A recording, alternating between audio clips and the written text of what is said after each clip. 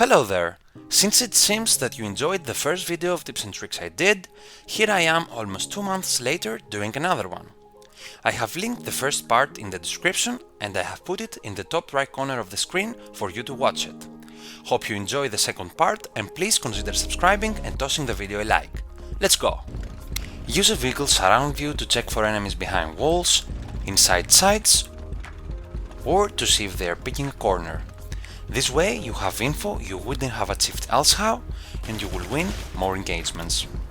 Reload before entering a vehicle or changing to a secondary weapon. Heroes and Generals is not Counter-Strike. When you start reloading and do one of the things I mentioned before, the reloading will not cancel, but it will wait to be finished when you take it out again.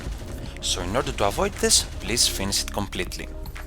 When picking up guns that are dropped on the ground, make sure they have plenty of ammo if you plan on using them. If they run out, they will completely disappear and your dream of using them will vanish. If the battlefield maintenance is too high and you can't spawn in, choose your teammate's vehicle to do it, and you will still be able to spawn after some time has passed and the spawn radius has surpassed the limit. Normal bikes won't detonate mines, so you can safely pass over them. Bikes with sidecar though are not safe and will detonate mines. Don't ask me why, they just do. When you click to use a grenade, you are presented with this line of its expected trajectory. The lesser you hold your left click, the shorter the throw will be. So when wanting to throw a nade at the other side of a wall, you should almost immediately release it to get a throw of this kind. I suggest you train your throws to be able to toss your explosives at any distance and way you want. Imagine being in a situation that goes like this. You're attacking C3 and having control of C2. Normally enemies spawn somewhere here, but now they have neutralized or captured C2 and can spawn somewhere over here. What you should do right now is to stop fighting people on C3 and start heading back. Don't keep on killing people there, cause the only thing you are achieving is letting them spawn closer to the objective that is already under pressure. Keep them trapped in C3 and make them take longer to reach the next objective in order to help their team. Fight outside points. Creating space for your team and wanting to cap an objective doesn't necessarily mean to fight in it.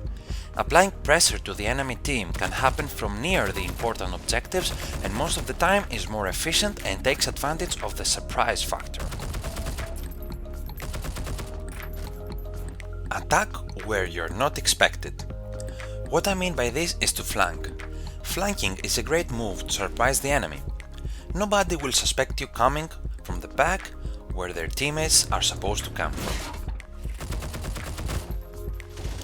Take the long way round.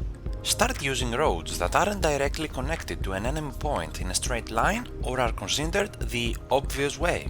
Most of the obvious roads are only dirt that vehicles travel slow on. Using alternative roads or routes like this can get you there faster because you only use paved roads that vehicles travel fast on and not dirt or grass.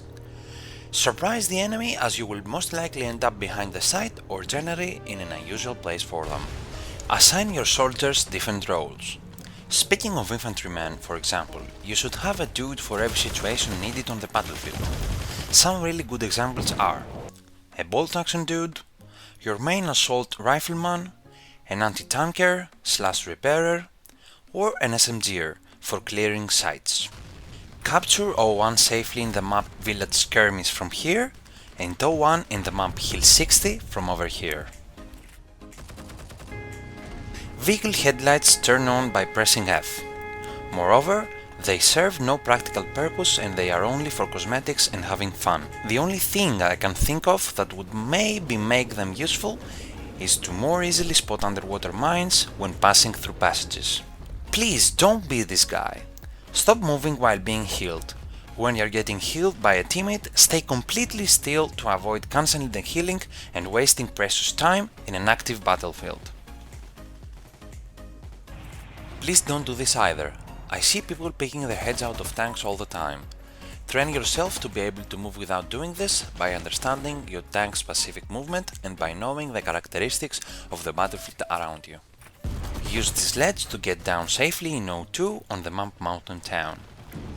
If the point you wanna capture is hard to reach, like let's say across a bridge, take advantage of a neutralization happening and cross the bridge this way in order to help. The capture doesn't have to end for you to do this, and you avoid driving all the way from the very back. Watch out for sales and discounts. I am not talking about the expensive sales only with gold, I am referring to occasional drop in costs for vehicle and weapon repairing. Even if it is something as small as for ammo, I suggest you take advantage of it and repair your whole arsenal for a fraction of the original price. Get in every day for the rewards.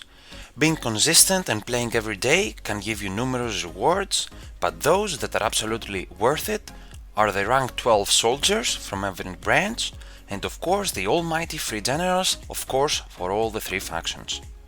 Also, by playing in a battle for 7 consecutive days can grant you even more special rewards. Shoot here to destroy these types of APCs quickly and target the sides of exposed fuel tanks on bikes to do the same. Take advantage of spawn safety.